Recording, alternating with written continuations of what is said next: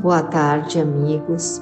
Bem-vindos a esse encontro virtual que a Casa de Fabiano de Cristo nos proporciona todos os finais de tarde às 18 horas. Neste nosso encontro, é-nos sugerido a leitura do Evangelho segundo o Espiritismo de Allan Kardec, o capítulo 16º, Não se pode servir a Deus e a Mamon, e especificamente no item 8º, que tem por título A Desigualdade das Riquezas. A desigualdade das riquezas é um dos problemas que inutilmente se procurará resolver, desde que se considere apenas a vida atual. A primeira questão que se apresenta é essa: por que não são igualmente ricos todos os homens? E a resposta nos aponta: não o são por uma razão muito simples, por não serem igualmente inteligentes, ativos e laboriosos para adquirir, nem sóbrios e previdentes para conservar. É, aliás, ponto matematicamente demonstrado que a riqueza, repartida com igualdade, a cada um daria uma parcela mínima e insuficiente, que, supondo efetuada essa repartição, o equilíbrio em pouco tempo estaria desfeito, pela diversidade dos caracteres e das aptidões, que, supondo a possível e durável, tendo cada um somente com o que viver, o resultado seria o aniquilamento de todos os grandes trabalhos que concorrem para o progresso e para o bem-estar da humanidade. Que admitido desse ela a cada um o necessário, já não haveria o aguilhão que impele os homens às grandes descobertas e aos empreendimentos úteis. Se Deus a concentra em certos pontos, é para que daí se expanda em quantidade suficiente de acordo com as necessidades. Admitindo isso, pergunta-se por que Deus a concede a pessoas incapazes de fazê-la frutificar para o bem de todos. Ainda aí está uma prova da sabedoria e da bondade de Deus. Dando-lhe o livre-arbítrio, quis ele que o homem enxergasse, por experiência própria, a distinguir o bem do mal, e que a prática do primeiro resultasse de seus esforços e de sua vontade.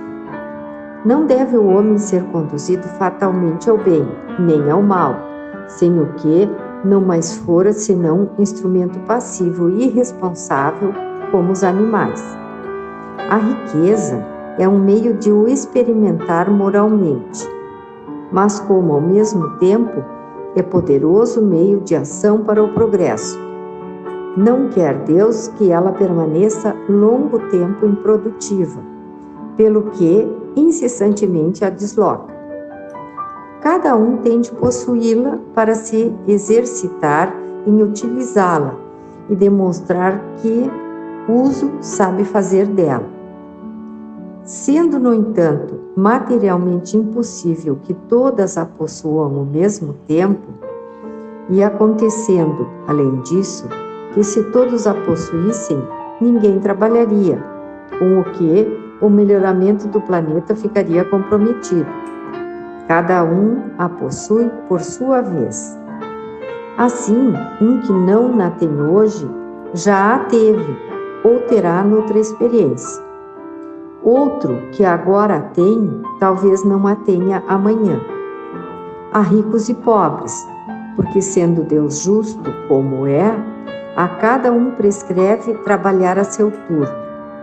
A pobreza é, para os que a sofrem, a prova da paciência e da resignação. A riqueza é, para os outros, a prova da caridade e da abnegação.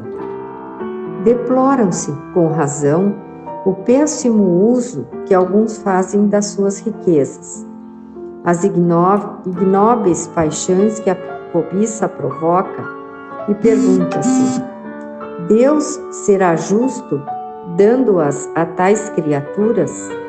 E responde: É exato que, se o homem só tivesse uma única existência, nada justificaria semelhante repartição dos bens da terra. Se, no entanto, não tivermos em vista apenas a vida atual e, ao contrário, considerarmos o conjunto das existências, veremos que tudo se equilibra com justiça. Carece, pois, o pobre de motivo assim para acusar a providência, como para invejar os ricos e estes para se glorificarem do que possuem.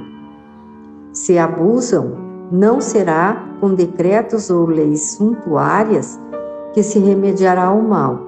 As leis podem, de momento, mudar o exterior, mas não logram mudar o coração do homem. Daí vêm serem elas de duração efêmera e quase sempre seguidas de uma reação mais desenfreada. A origem do mal reside no egoísmo e no orgulho.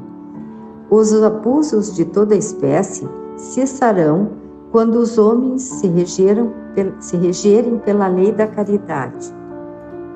Então, amigos, companheiros de jornada terrena, mais uma vez, esse tópico 8º do capítulo 16º nos convida à caridade, nos convida à reflexão, o porquê de tantas diferenças que existem em nosso meio.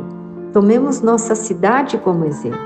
Há ricos, há remediados, há pobres, há muito pobres e há miseráveis. Todos nós convivemos nesta mesma cidade. E o Evangelho nos convida à prática da caridade, à prática do bem, à prática de trabalhar por necessidade, mas também de trabalhar como forma de progresso econômico, moral, intelectual e principalmente do melhoramento de nossa personalidade, nos desvestindo do orgulho, nos desvestindo da inveja, de todos os sentimentos que diminuem a nossa condição e nos convida a sermos mais brandos, mais pacíficos, mais companheiros, mais amigos de todos aqueles que nos cercam. E é na prática da caridade, não só a caridade material, que nesses tempos de pandemia se faz tão necessária. Sim, temos que praticar a caridade material, mas junto com ela deve ser distribuída também a nossa caridade afetiva, o nosso importar-se, o nosso dividir, o nosso destinar um tempo para pararmos e conversarmos com aquele nosso irmão mais humilde, com aquele nosso irmão que por vezes parece tão desorientado, com aquele nosso irmão que ainda não entendeu qual o sentido dessa existência terrena. Então, este é o convite que nos fica nas lições do tópico 8º, do capítulo 16º, do Evangelho segundo o Espiritismo. Qual o meu papel no mundo atual? O que eu estou fazendo com as riquezas que eu possuo? Porque ninguém é pobre de todo. Ele pode ser pobre de valores monetários, mas quantas riquezas há em seus gestos? Quanto amor, quanto carinho dedica aos seus? Que nos sirvam de exemplo, mesmo despidos de qualquer valor econômico, são gratos, são cordatos, são companheiros, companheiros dos companheiros e fiéis ouvintes, compartilham o pouco que têm, se envolvem em suas comunidades, enfim, sobram exemplos em nossa pequena cidade de Pelotas.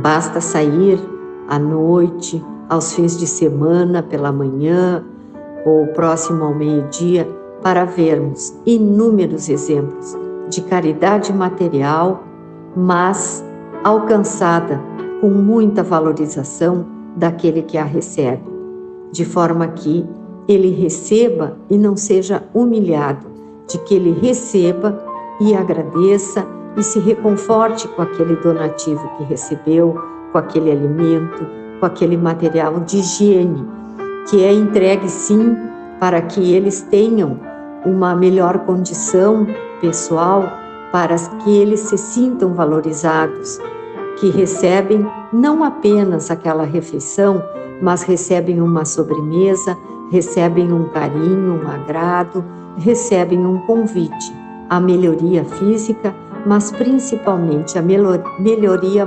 moral com a sua inclusão no nosso sistema administrativo municipal.